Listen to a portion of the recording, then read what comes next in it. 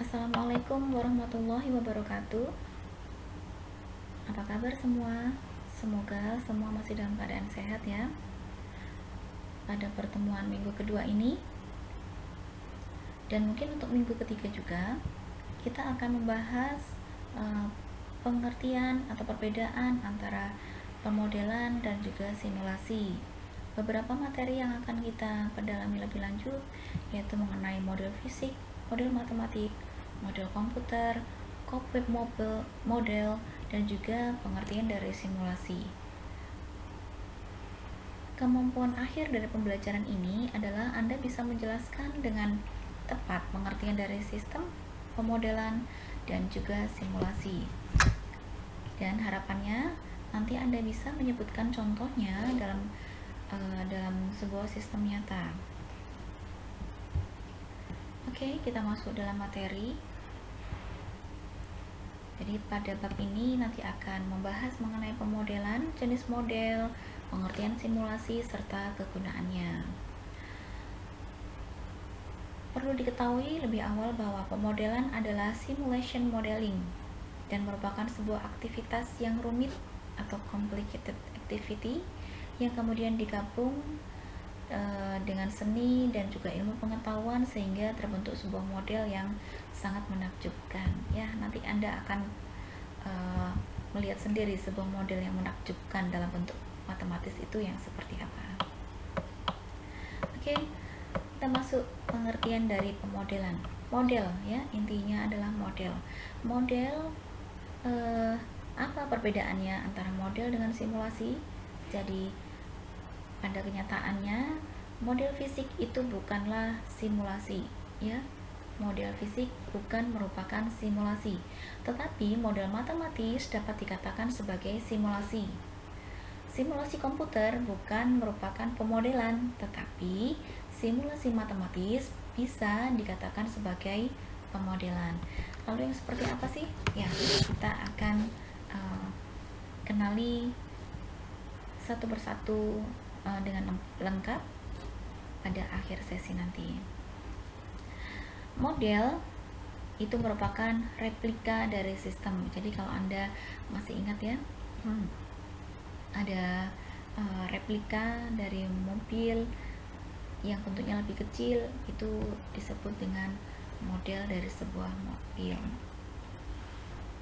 Saya ulangi bahwa model di sini adalah replika dari sebuah sistem yang umumnya bentuknya adalah fisik. Namun ada juga model yang bentuknya matematis, yang mana semuanya itu mempunyai fungsi dan atribut dari sistem. Jadi mempunyai fungsinya masih sama seperti aslinya, dan dia juga mempunyai atribut yang harus sama dengan sistemnya. Lalu apa simulasi itu? Simulasi adalah sebuah proses yang di running pada laboratorium atau komputer atau skenario aktual yang sangat mirip dengan sistemnya.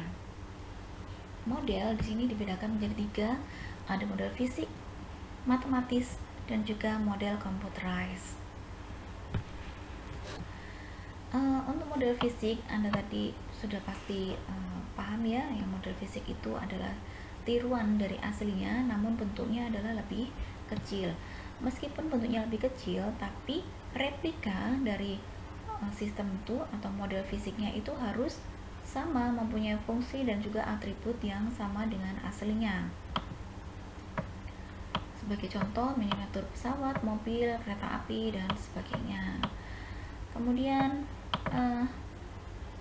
untuk membuat sebuah model itu harus mengikuti 5 tahap dasar. Yang pertama, model itu harus berbentuk blok ya, membuat blok dulu, kemudian menyatakan hubungannya antara blok satu dengan blok yang lainnya, ketepatan atau akurasi, kesatuannya, dan validasinya.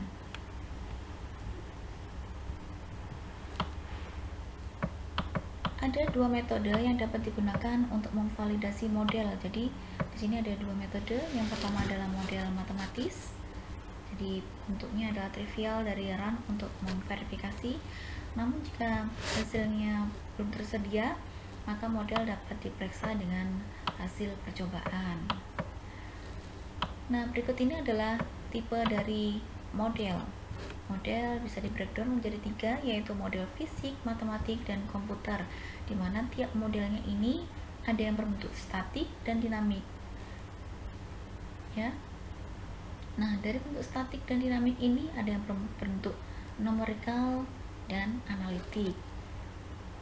Statik numerikal dan statik yang analitik. Model fisik. Model fisik dibedakan menjadi 2 ya. Ada model fisik statis dan ada juga model fisik yang dinamik. Contohnya, contoh dari model fisik statik, jadi kalau akan membuat sebuah rumah atau gedung, maka seorang arsitek akan membuat model dari bangunan tersebut dengan skala yang lebih kecil. Nah, itu model tersebut disebut sebagai model fisik yang statik ya. Sedangkan model fisik yang dinamik itu yang berubah berdasarkan fungsinya terhadap waktu. Model fisik dinamis contohnya ini ya, saya buat seperti ini. Nah, ini adalah salah satu contoh model fisik. Dia modelnya fisik tapi dinamik. Kenapa dikatakan fisik dinamik? Karena di sini ini adalah bentuk model bergambar dari sebuah roda gantung ya. Ada roda gantung. Jadi sini ada keterangannya, saya lihatkan dulu. Nah, di sini ada piston, kemudian di sini ada pegasnya, dan di sini ada massa. Anda bisa membayangkan sendiri ya. Di sini ada massa yang kemudian diberikan gaya, maka jika massa diberikan gaya, dia akan bergerak ya, naik dan turun. Karena di sini juga ada pegas, maka dia bisa bergerak naik dan turun. Dia dikatakan fisik karena dia menyerupai atau diserupakan dengan bentuk aslinya, yaitu di sini ada pegas dan juga ada pistonnya. Jadi piston ada pegasnya. Nah, dikatakan dinamik adalah ketika dia diberi massa yang kita sendiri tidak tahu dia akan berhenti pada waktu yang keberapa. Ya, kita tidak bisa memprediksi dia akan berhenti pada T yang keberapa. Nah, dengan menggunakan hukum Newton, sistem dari roda menggantung ini dapat diekspresikan dalam bentuk model matematis yang seperti ini. Ya, mungkin kalian sudah mengenal ya, jika sesuatu yang mengandung unsur T di sini, ya ini adalah fungsi dari bentuk model dinamis. Nah, kemudian model matematis. Pada sesi 1 kita sudah melihat ya, ada model fisik yang dikonversi dalam bentuk matematis. Nah, di sini kita akan melihat bentuk model matematik yang statis dan yang dinamis itu yang seperti apa. Contoh model matematik statis itu contohnya adalah evaluasi biaya dari total sebuah penerbangan pesawat sortie untuk melengkapi sebuah misi. Pembiayaannya adalah salah satu latihan penting dalam sistem analisis. Jadi maksudnya begini, model matematik statis di sini jika untuk latihan penerbangan berapa jumlah orang yang dikerahkan, berapa biayanya, ya disesuaikan dengan jumlah orang yang dilibatkan. Nah, itu adalah contoh model matematik statis. Lalu ada contoh lain yang lainnya ya. Misalkan perusahaan nih, perusahaan akan memproduksi sebuah produk. Dia ingin mengoptimalkan biaya produknya dengan cara menyeimbangkan supply bahan baku dan jumlah permintaannya. Jadi maksudnya begini, jika mau membuat produk, berapakah kuantitinya, maka bahan yang akan disupply itu sejumlah outputnya ya. Jadi misalkan akan memproduksi 10, ya bahan yang digunakan ya cukup untuk membuat 10